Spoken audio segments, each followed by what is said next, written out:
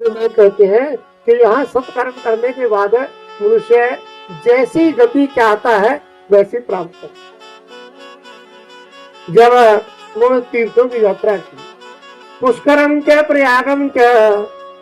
काशी गोदावरी कथा, पुष्कर में गए, प्रयाग में गए, काशी और गोदावरी, हरि क्षेत्र श्रीरंगे सेतु बंधने, हरिद्वार में गए और जो भगवान का स्थान है कुरुक्षेत्र, वहां पर गए, श्रीरंग में गए, लेकिन कहीं पर भी उन्हें जो भक्ति है वह दिखाई नहीं, मन से छिन्न हो गई। आखिर में क्या होता है, सुना था कि जो हमारा वृंदावन है ना, जहाँ पर भगवान ने लीलाएं की है, जहाँ भगवान ने जन्म ग्रहण किया है, चलो जाते समय उसी को दे। जब वापस जाने लगे तो उनके मन में वृंदावन देखने की जो इच्छा थी, वृंदावन जब जाने लगे तो सामने क्या देखते, उन्होंने एक बड़ा आश्चर्य देखा कि एक जो जवान लड़की बैठी है, उसके पास दो जो वृद्ध हैं वह लेटे हुए हैं, सोए हुए हैं, लेकिन पास में जो स्त्रियां हैं उस स्त्री बैठी हैं वह विलाप। नारद जी ने आश्चर्य देखा, पूछा कि देवी तू कौन है? और उधर जो भक्ति थी, मानो ज्ञान और वैराग्य, उनका नाम है काल जोगिन जर्जरो, यह काल के प्रभाव से जर्जर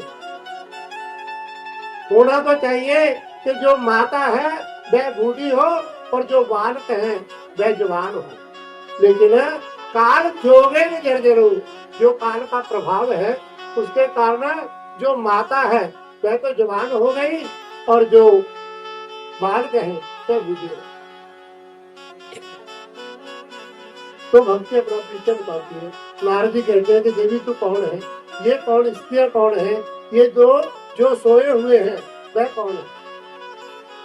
तो भक्ति ने कहा कि महाराज मैं भक्ति हूँ, उत्पन्ना द्रविड़ हम वृद्धिम कर्नाटके गता, मैं द्रविड़ देश में उत्पन्न हुई थी और कर्नाटक में मैं बड़ी हुई। क्वचित क्वचित महाराष्ट्र गुर्जरे दीर्घताम गता, कहीं कहीं पर महाराष्ट्र में, और उसके बाद जब गुजरात में आई तो मैं बूढ़ी थी, लेकिन वृंदावन के संजोग से मैं तो जवान हो गई, लेकिन जो मेरे पुत्र थे ज्ञान और वैराग्य वह बूढ़े के बूढ़े। नारद जी ने कहा कि देवी तू चिंता न कर, यह कलयुग का प्रभाव है। जो कलयुग है इसमें माता जवान और पुत्र बूढ़े हो। दूसरा जो वृंदावन है ना, जब आपने वृंदावन प्राप्त किया, क्योंकि वृंदावन में भक्ति नृत्य करती रहती है, भगवान का जन्म स्थल होने के कारण वहां पर जो भक्ति है वह अपने पूरे यौवन में है, लेकिन जहाँ भक्ति है वहां ज्ञान नहीं, और ज्ञान वैराग्य के बिना नहीं आता। जो ज्ञान वैराग्य उत्पन्न ना करे, संसार के मोह को जो नष्ट न करे, ऐसा ज्ञान किसी कहाँ का।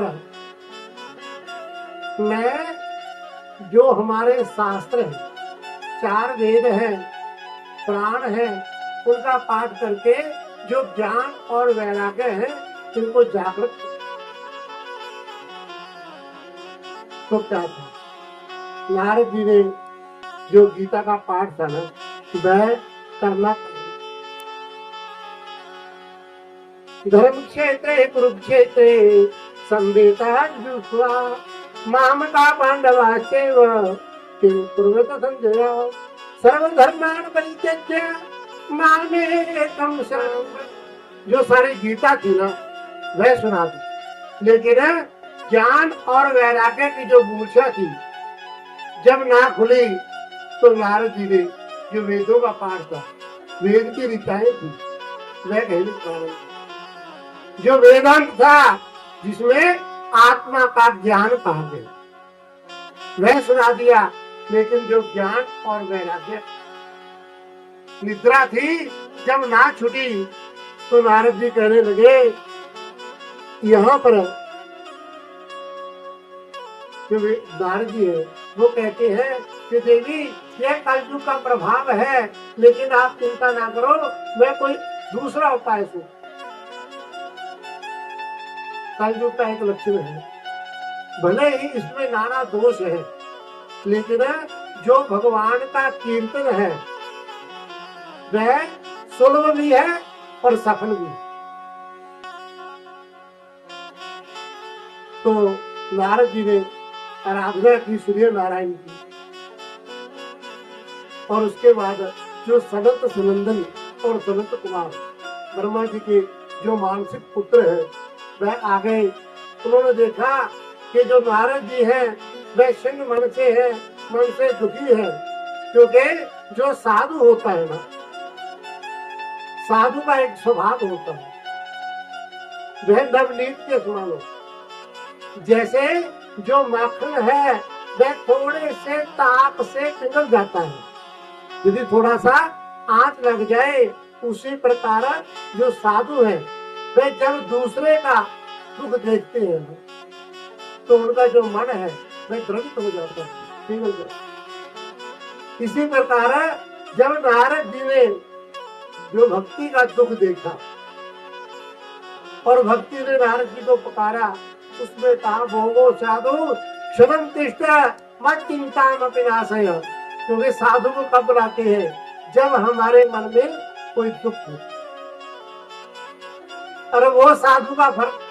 जो फर्ज है वो यही है कि सामने वाले का दुख निवारो।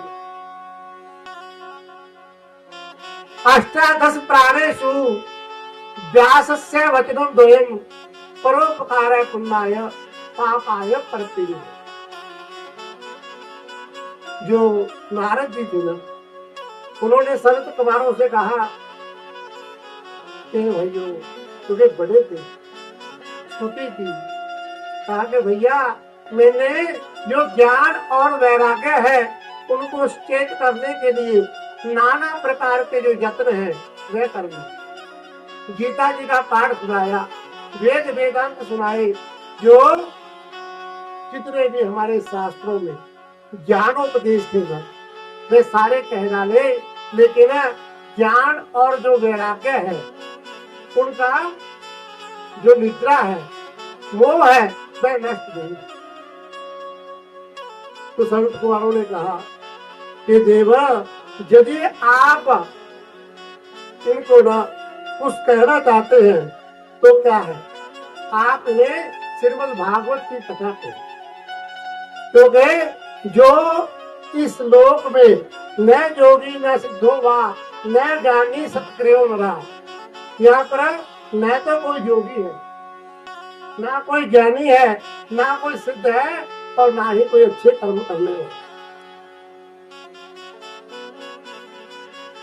इसी कारण जो कलयुग का प्रभाव है उसे नष्ट करने के लिए आप इसे श्रीमद् भागवत की कथा सुनाए तो अवश्य ही